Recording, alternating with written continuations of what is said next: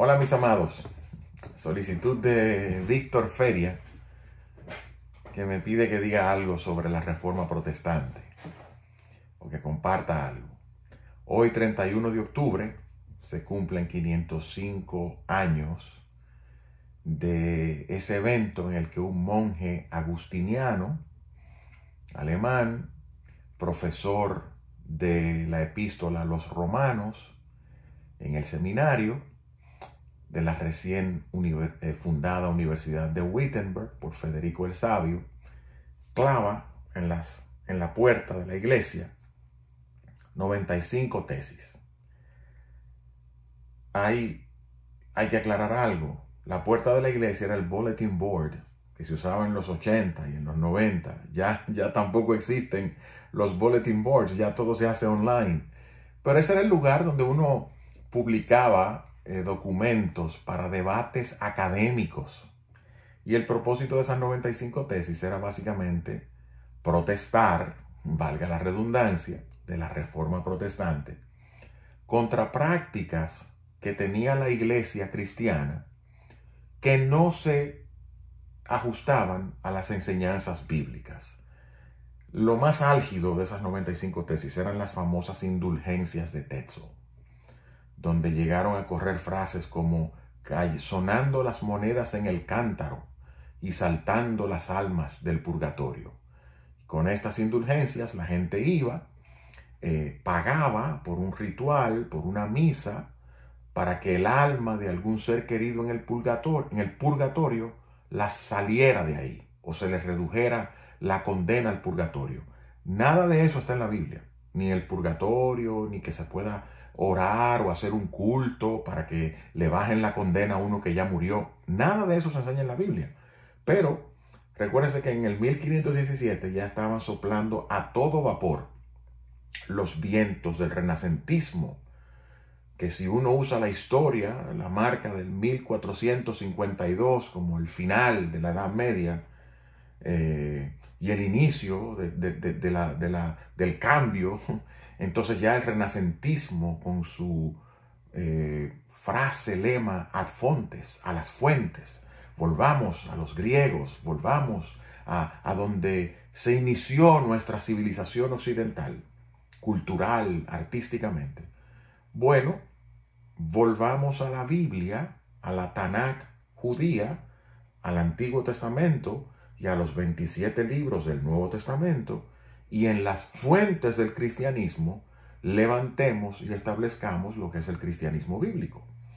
En ese espíritu cultural histórico, este monje, profesor de Romanos, él mismo perturbado con el tema de su salvación, él mismo tratando de ver cómo se justificaba delante de Dios, con flagelos, con sacrificios, con subir las escalinatas del Vaticano de rodillas, y no encontraba librarse de la culpa, descubre, estudiando Romanos para enseñarlo, siendo un monje agustiniano, o sea, conocedor de los escritos de Agustín de Hipona, que la salvación es un regalo de Dios. De ahí la frase de la Reforma sola gratia, es un regalo, se obtiene como un don gratuito, valga la redundancia, y se recibe en Cristo cuando somos justificados por la fe, y que esa justificación, como lo enseña Romanos 4, es una declaración forense.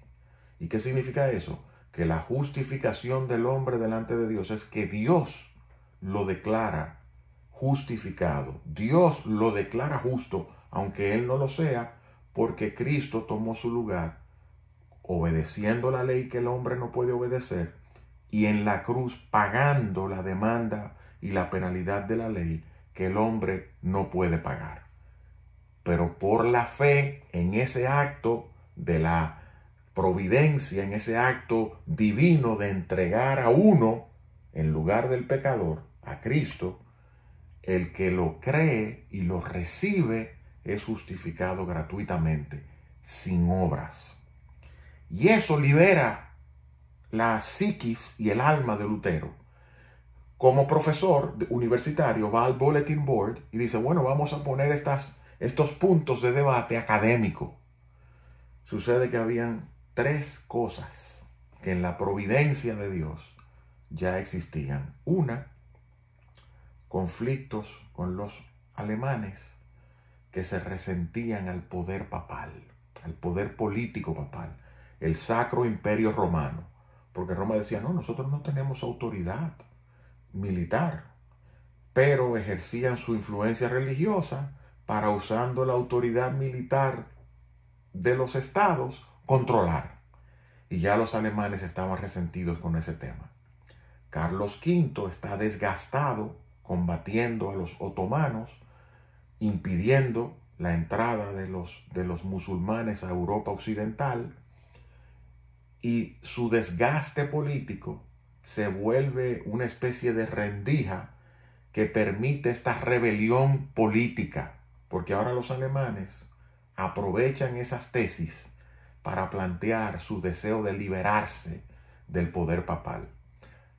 Ya existe la imprenta de Gutenberg, y la imprenta permite que esas tesis adquieran un carácter panfletario porque empiezan a distribuirse masivamente.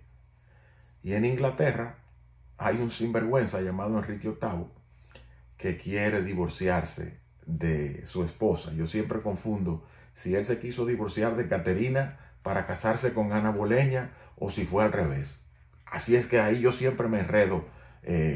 Perdónenme, se quiso divorciar de una para casarse con otra, el Papa no lo dejaba, y él aprovechó la coyuntura también para zafarse del poder papal.